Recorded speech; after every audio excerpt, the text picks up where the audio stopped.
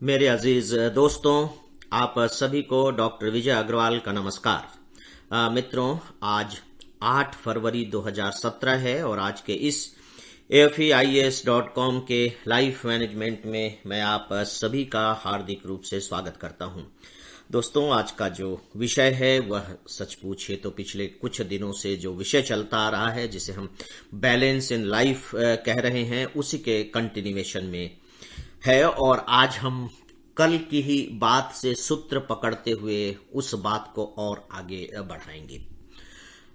मित्रों, इस बात के लिए धन्यवाद कि आप लोगों की प्रतिक्रियाएं इस विषय पर आ रही हैं, काफी संख्या में आ रही हैं और खूब मजेदार और विचारोत्तेजक प्रतिक्रियाएं आ रही हैं। और इससे जरा मुझे भी भरोसा होता है कि हाँ, कम से कम आप सब सुन रहे हैं और केवल सुन ही नहीं रहे हैं बल्कि उस पर सोच भी रहे हैं, उसको समझ भी रहे हैं। और जब आप सोच रहे हैं और समझ रहे हैं तो फिर मुझे भरोसा हो जाता है कि इसका असर भी होगा, क्योंकि जहां सोचना और समझना बंद हो जाता है तो कम से कम मेरी तो यह मान्यता है ही कि उसका असर होना भी बंद हो जाता है। तो दोस्तों, कल मैं आप से बातें कर रहा था, खासकर हम दैनिक जीवन में किस तरह से बैलेंस को देखते हैं। और मैंने भिंडी और गोल्ड का उदाहरण दिया था, सोना का उदाहरण दिया था। आप में से कुछ ने इस उदाहरण को बड़ा अप्रिशिएट भी किया है। तो देखिए, उस उदाहरण से बैलेंस के बारे में एक क्या सिद्धांत निकलता है ना। अब हम इसी तरह से कुछ सिद्धांत निकालेंगे। देखिए, बहुत ही सिंपल सा सिद्धांत निकलता है। पहला जो सिद्धांत है, जो अब हम करने जा रहे हैं, स्टैब्लिश करने जा रहे हैं, वो सिद्धांत ये है कि बैलेंस के लिए जरूरी है कि आप डालें और निकालें। ये बहुत ही सिंपल सी थ्योरी है। यानी कि जब भिंडी ज्यादा हो जाती है तो आप निकालते हैं और जब कम हो जाती है तो उसमें डालते हैं, राइट। और यह प्रक्रिया कंटिन्यू चलती रहती है। आप देखिए कि जो बच्चा 10 साल से, मान लीजिए कि दुकान पर बैठ रहा है, छोटे छोटे बच्चे अपने पेरेंटल वर्क काम में, गांव में आप जाएंगे या शहरों में, तो बच्चे बैठना शुरू कर देते हैं दुकान में, जिनमें मैं खुद भी था। और इसके बाद अगर वो 60 साल की उम्र में भी वही काम कर रहे हैं, तौलने का काम कर रहे हैं, वजन करने का काम कर रहे हैं, तो उस एक काम को वो रोजाना पता नहीं कितनी बार कर रहे हैं, यही काम कर रहे हैं, समझ लीजिए। इसके बावजूद 60 साल की उम्र में भी उन्हें तराजू की जरूरत पड़ती है। हालांकि उनका अनुमान अब पहले से थोड़ा सा बेहतर हो गया है। मैं आज अगर किसी चीज को तौलना चाहूंगा तो जो डिफरेंस होगा बैलेंस के बीच का, वो हो सकता है कि मेरा 15 to 20% हो। लेकिन वह बच्चा जो बचपन से इसी काम को कर रहा है, उसका डिफरेंस 2 to 5% हो सकता है, लेकिन डिफरेंस होगा। और वह जब भी आपको सामान देगा, तराजू में तोल कर ही देगा। कभी कभार ऐसा भी हो सकता है कि बिल्कुल परफेक्ट निकले उसका अनुमान, अंदाजा, लेकिन ज्यादातर यही होगा कि या तो वह डालेगा या निकालेगा। हाँ, ये जरूर है कि उसके डालने और निकालने की मात्रा मेरे डालने और निकालने की मात्रा से काफी कम होगी, काफी कम होगी। उसका कारण है उसका अनुभव, उसका अनुमान। इसका मतलब यह हुआ मित्रों कि ये जो तौलने की बात है, जो डालने और निकालने की जो बात है, ये ताउम्र जारी रहनी चाहिए। ये नहीं कि अब हम बहुत एक्सपर्ट हो गए हैं, अब तो हम कर ही लेंगे। ठीक है, जो बहुत सस्ती चीजें हैं उनके लिए आप अपनी इस एक्सपर्टी का इस्तेमाल भी कर लेंगे। चलिए, भिंडी आप वैसे ही देने लगेंगे, आलू वैसे ही देने लगेंगे, प्याज वैसे ही देने लगेंगे, लेकिन जिस दिन भिंडी 100 रुपए किलो हो जाएगी, आप तराजू हाथ में पकड़ लेंगे। जिस दिन प्याज 80 रुपए किलो हो जाएगा, आप तराजू हाथ में पकड़ लेंगे। अभी 10 रुपए किलो है तो आप उसको वैसे ही देते रहेंगे। यानी कि अभी भी आपको पूरा कॉन्फिडेंस नहीं है कि मेरा अनुमान 100% परफेक्ट होगा। Word is perfect, right. काम चलाऊ के लेवल पर चलता रहता है। तो दोस्तों, जो मैंने पहले कहा था कि यह एक सतत प्रक्रिया है, this is a continuous process. जिंदगी में कभी आप ये मत समझ लीजिएगा कि अब तो मैं परफेक्ट हो गया हूं, अब तो मुझे तराजू की जरूरत नहीं है, यानी कि न डालने की जरूरत है न निकालने की जरूरत है। ऐसा कभी भी मत समझिएगा दोस्तों। इसे ही हमारे यहां कहा गया है आत्मावलोकन, आत्म साक्षात्कार, कि आप हमेशा आत्मा का मतलब है अपने अंदर का अवलोकन करते रहिए, अपने अंदर को देखते रहिए कि मुझसे कहां कमी हो रही है, कहां अधिकता हो रही है, मुझ में कहां कमी है, कहां मैं ज्यादती कर रहा हूं, और लगातार उसमें फिर डालते और निकालते रहिए। हमारी प्रॉब्लम यह है, या तो हम डालते ही चले जाते हैं, या हम निकालते ही चले जाते हैं, या डालना और निकालना भूल ही जाते हैं और लगता है कि हम तो जैसे हैं, जो भी हैं वो बिल्कुल सही हैं, परफेक्ट हैं, हमें न डालने की जरूरत है न हमें निकालने की जरूरत है। ये हमारी सबसे बड़ी कमी है, या कह लीजिए कि सबसे बड़ी गलती है, जो हमारी जिंदगी में भयानक किस्म का संतुलन पैदा कर देती है। आप देखिए कि इस पृथ्वी पर या जहां भी आप देखेंगे, आपको हर जगह संतुलन का सिद्धांत मिलेगा। आयुर्वेद का सिद्धांत क्या है? कफ, पित्त और वात का सिद्धांत। जब इनमें संतुलन खराब होता है, तबीयत खराब हो जाती है। हर जगह आपको संतुलन दिखाई देगा। किसी की किडनी फेल हो गई है, तो किडनी फेल होने से क्या हुआ है? मेरी आप उंगली कट जाए तो उंगली कटने से तो मैं नहीं मरूंगा, लेकिन किडनी फेल होने से मर जाऊंगा। क्यों? क्योंकि मेरी अगर उंगली फेल हो गई है तो यह मेरे आंतरिक संतुलन को गड़बड़ नहीं कर रही है, बाहरी संतुलन को थोड़ा सा जरूर गड़बड़ कर रही है, और उस उंगली के कट जाने से मैं अब उतनी मजबूत मुट्ठी बंद नहीं कर सकूंगा, बस इतना ही तो।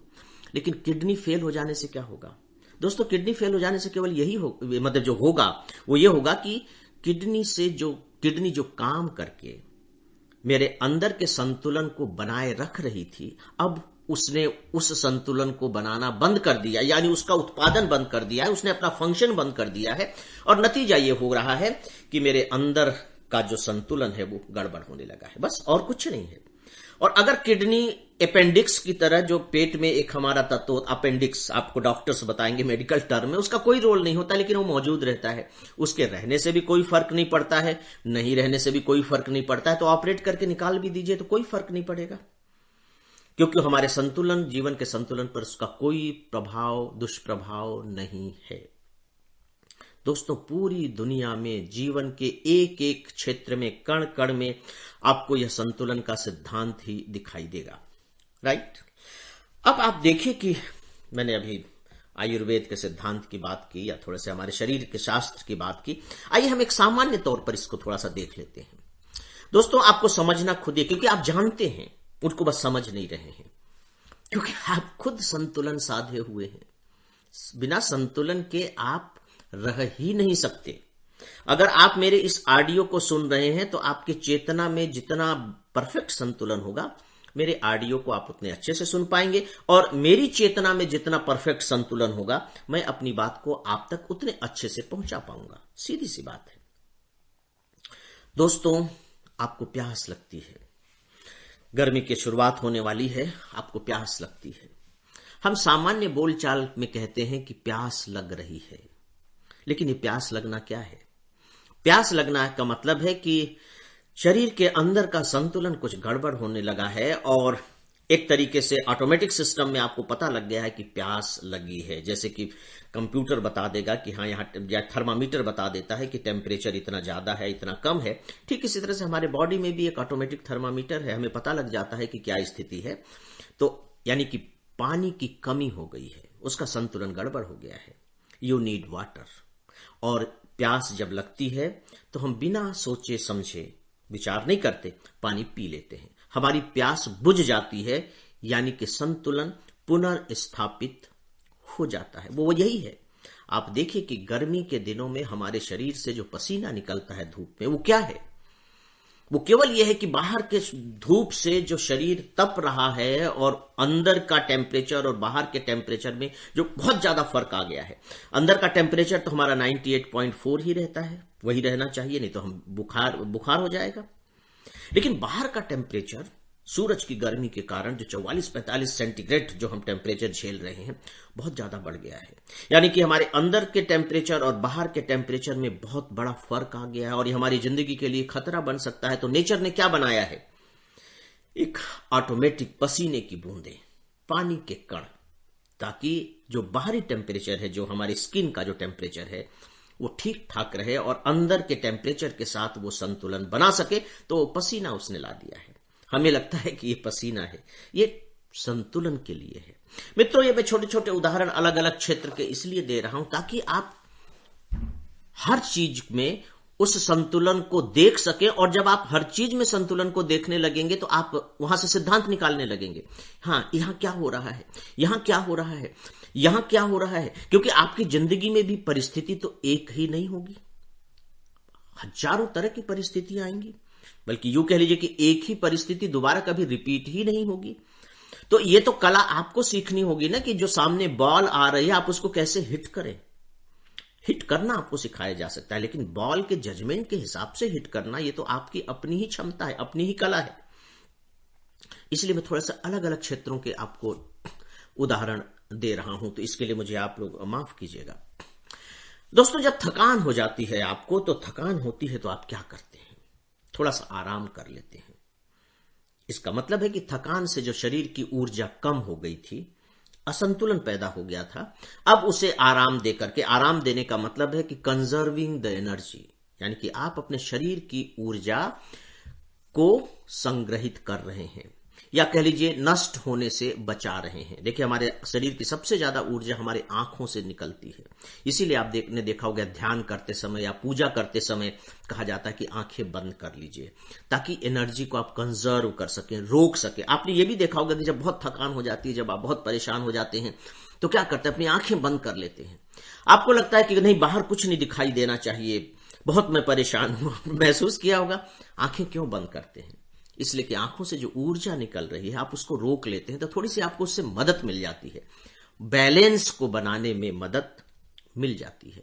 मित्रों, आप ठोकर खाते हैं, गिर जाते हैं, लेकिन क्या गिरे ही रहते हैं? कितनी बार तो ऐसा हुआ कि ठोकर खाए हैं लेकिन गिरे नहीं हैं, गिरते गिरते बच गए हैं। मतलब जैसे ही ठोकर लगी, आपका संतुलन गड़बड़ हुआ, और जैसे ही संतुलन गड़बड़ हुआ आपने संभालने की कोशिश की, और उस प्रोसेस में आपने अपने आप को संभाल भी लिया। ये एक अलग तरीके का संतुलन है। आपने साइकिल चलाना कैसे सीखा?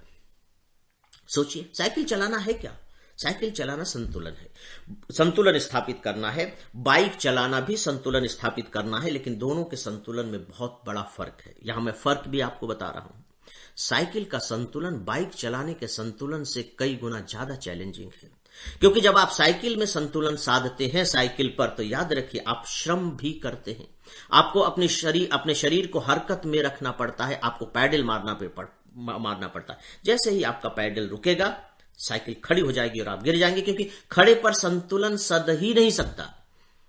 खड़ी साइकिल पर आप संतुलन नहीं साध सकते, फिर आपको अपने दोनों पैर जमीन से टिकाने पड़ेंगे। ये संतुलन सधेगा तब जब साइकिल चलती रहेगी। याद रखिए कि संतुलन सधता तब है जब आप कर्मरत रहेंगे। कभी भी काम को असंतुलन का कारण मत समझिएगा, कभी मत समझिएगा। तो वहां आप अपने शरीर को भी हरकत में रखते हैं और संतुलन साधते हो। ज्यादा कठिन काम है। बाइक में आपको शरीर को हरकत में नहीं रखना है, बटन है, क्लच से, उससे आप संतुलन साधते हो। केवल आपको पूरा का पूरा ध्यान बाइक के वजन पर रखना है। ये एक अलग किस्म का संतुलन है। तो मित्रों, मैंने कुछ संतुलन के आपको अलग अलग क्षेत्रों के उदाहरण दिए हैं, इन पर आप लोग विचार करें। वक्त हो चुका है, आगे की बात हम लोग कल करेंगे। अब मेरा अभिवादन स्वीकार करें। नमस्कार।